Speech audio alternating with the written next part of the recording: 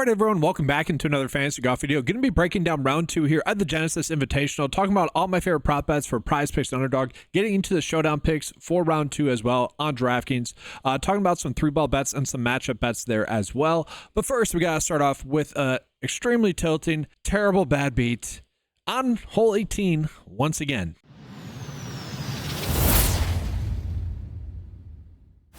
And so the extremely bad beat was Denny McCarthy making a freaking eagle on 18 to cost us a Samus Power 45-1 first round lead bet, chopped down from 90-1. And it's just tilting. I mean, I didn't check yet to see if that's the only eagle on 18. I didn't see if there was that many, but for him to go birdie eagle on 18 to cost us that on 18, and I keep saying 18 because it's been the most annoying hole thus far for DFS purposes and betting purposes. Okay, Max Grayson double on 18. I forget who it was that ended up having a quad 2 events ago. Thankfully, that's already out of my head. That cost us a decent amount of money, both main slate wide and betting wise as well. Ben Coles last week making a bogey on 18.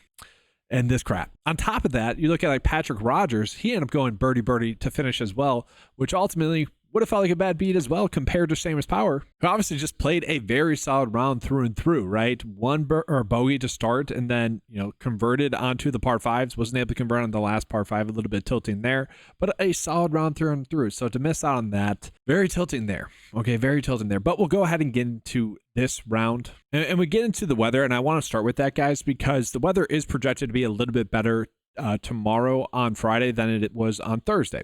That's a very big portion there. Like I mentioned this a bunch, but when the wind starts to get up to 20-mile-per-hour winds, that's when we start to really see it change the scoring of a course. Whereas when it's around 15-mile-per-hour, we don't see it change too much. It does get more difficult. And anything less than that, sustained winds-wise, doesn't really change the scoring all too much. So I do think we are going to see that the course is going to play a little bit easier tomorrow, depending on the pin locations that can matter, and the tee locations as well. That all can matter.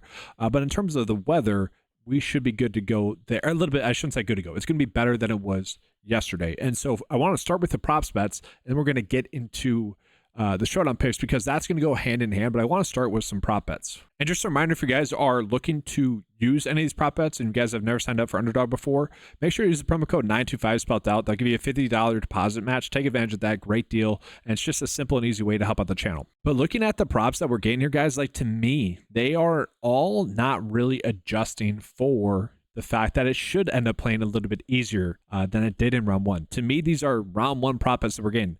I called out Scotty Scheffler for his line on Underdog was at 70, and I called that on Twitter as like a good bet to bet the over. That ends up being a push, and that was compared to the PrizePicks line being at 71, and like Pick 6 being at like 70, or sorry, DraftKings being at 71.5.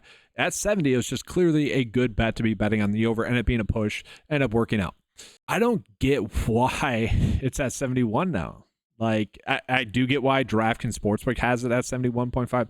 It should not be. I do expect it to play a little bit easier, at least due to that weather not being as severe. Now, again, weather can change. Maybe there's higher gusts than there was on Thursday. I didn't check that out. Honestly, if there is, let me know in the comment section below. But it is strange, the lines that we're getting here for strokes. So, like, instantly I'm thinking we want to be betting on some of these unders. But we'll go ahead and take a peek at what the data's telling us as well.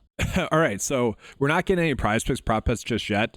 Just, again, guys, one of the things I like to start off with, like the number one thing we should be betting on in terms of PrizePicks and Underdog are the prop line differences. So once the PrizePicks lines come out, let's be checking out the 9-to-5 cheat sheet. If you guys are not 9-to-5 members, sign up, get access to the PrizePicks and Underdog prop tools for $10 a month, as well as all the fantasy golf tools. You should already be signed up if you're not. It's the best value out there for fantasy golf, and also included that you guys get the prop tools. Take advantage of that. But again, I do want to reiterate, like that's like the reason why this guy Scheffler over 70 strokes was a good bet was simply because of the fact that we could bet him to get under 71 strokes on PrizePicks as well, potentially hit a middle. Like a line in golf should never be off by 1. It really should never be off by 0.5, but it should never be off by 1.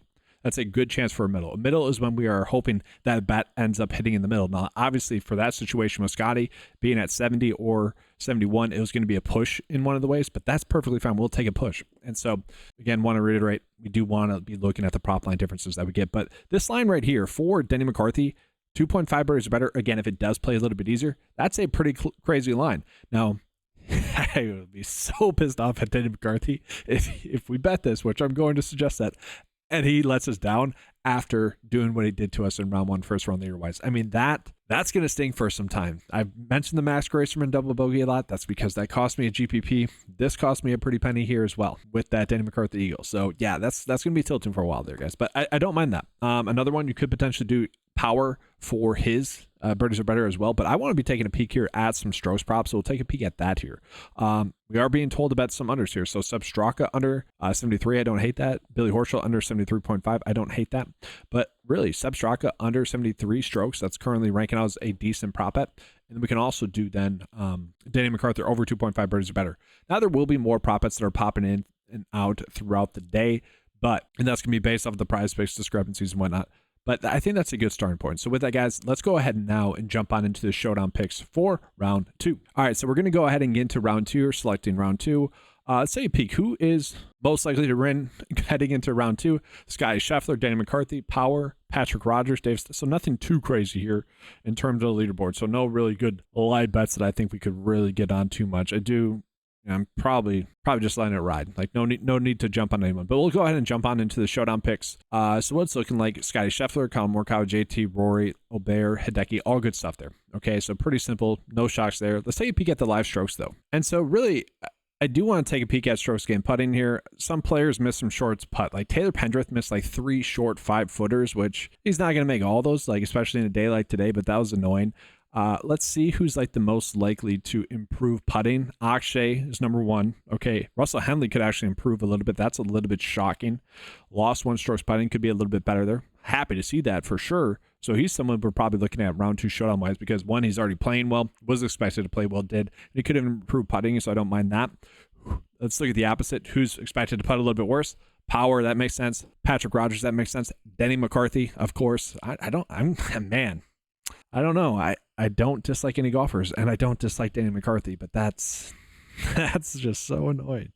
If it had been a birdie, and he won, and he had the first round lead, I'd have been fine. But it's the fact that it was a birdie eagle, that's after a bogey, that's what kind of got me there. And the fact that, you're going through it, you're going through the leaderboard, and you're watching, it's like you're feeling pretty good. 2 holes left. Not even looking at Danny McCarthy to pop up in there. It's like it was pretty much Scotty or Power was kind of the thought, and yeah, annoying. Anyways, he's expected to putt worse, so no big names though that we would like want to avoid because of that. So interesting there. And so the nice part about this showdown slate is I think I'm pretty comfortable just going with what the data is telling us to do already. Now I might maybe skew it a little bit to get maybe some more of Rory or Scotty. For these top guys, I'm going to bump them up a decent amount just because I want to tell the data I want to get to those guys. So I'm bumping up Scotty, bumping up Rory, even bump up Colin Morikawa, JT a little bit, just to tell the data that, yeah, I want to be on those guys a lot. And then let's see who's popping up as like the best values.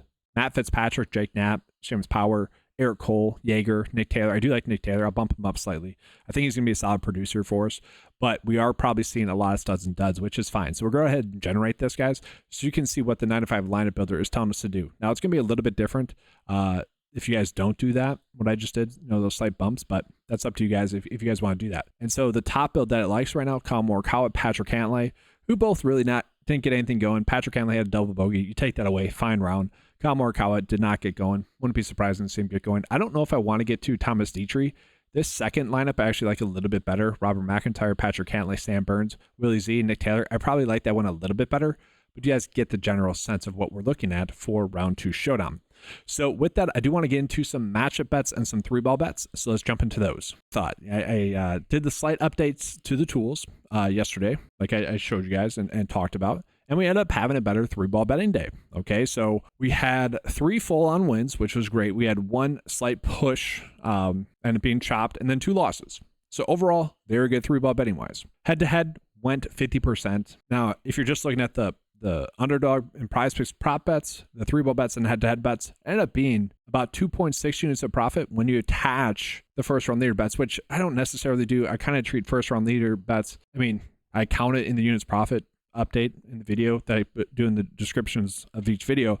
But in my head, I'm looking at first-round leader as a separate bet because, they're not going to hit consistently, right? Same thing with outright bets. They're not going to hit consistently. And so I will be updating those and including those in the units profit 1 in total, but it is kind of a separate thing because you're chasing that more for long term.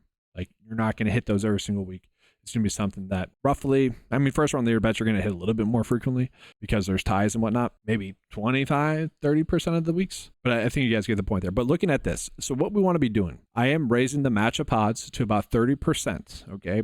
And then we are going to be looking at the edge to be a positive edge. So what we're looking at here is we're taking the average sportsbook odds that we're getting them and comparing them against the 9 to 5, and it's the average sportsbook odds without juice. Okay, so we're taking the juice out, we're getting the true odds for that bet, and we are comparing it against the 9 to 5 data. What does the 9 to 5 data say percent likelihood? Where are we getting those edges? And so we want to be looking at the top prop bets. And so what I'm generally going to be doing is right now I'll be looking at the prop bets that have about a 35% edge or better. And so the only one that we're really getting that's a truly good bet is Russell Henley then to win his 3-ball bet at 2.94. Now, what we're going to see here is we go a little bit lower. We are getting some decent odds with some of these other guys. So like Colin Morikawa, will he beat Sky Scheffler?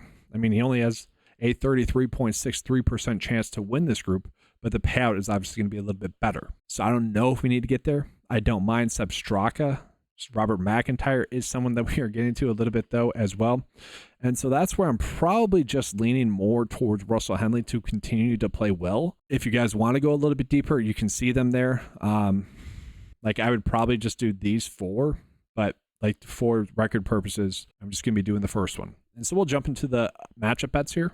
All right, so get into the matchup bets. And what I'm going to be looking at here is DraftKings, FanDuel, and then BetMGM. Okay, again, those more popular sports books. And I'm going to sort it by sportsbook edge. Are we getting any edges? Okay. EV edges?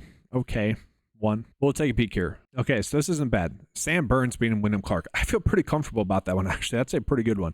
It's minus 120, but in terms of how the 9 to 5 data sees this going, it likes Sam Burns a little bit more than that. So don't mind that one. Davis Thompson beating Denny McCarthy as well, minus 115. So the more likely of the 2 to win. But again, the 9 to 5 data likes them about 3% more than that, than the true odds of that. So not hating that. And then Patrick Cantlay beating Sungjae as well. So those are the 3 we're going to go with. Again, I'm limited to about 3. These are the top 3 that I like here as well. Okay, so I think we're sitting pretty good here, guys. And in general on the week, actually, I'm sitting pretty good. I mentioned on the first video, the core plays video and preview video, that it was a no-cut event, it was a slip. It is a cut event. There is going to be a cut, but basically, as long as you're not targeting the golfer that would have destroyed your lineup anyways, like if a golfer plays bad, he's just playing bad and it's going to destroy your lineup. If a golfer is playing good enough, it's going to act as a no-cut event. So really sitting pretty good right now. Russell Henley kind of carrying, need Taylor Pendrith to make some of his 5-foot putts, but hopefully the week's going well for you guys as well. And again, guys, if you guys want access to the 9 to 5 tools, head on over to 9to5sports.com. Get access to all the fantasy golf tools for just $10 a month. And including that is going to be the PrizePicks and Underdog prop tools as well. All right, guys, that is all. Thanks for watching. Good luck with all your lineups. Good luck with all your bets. And as always, make sure to give a like and subscribe as well. All right, and as always, let's keep cashing.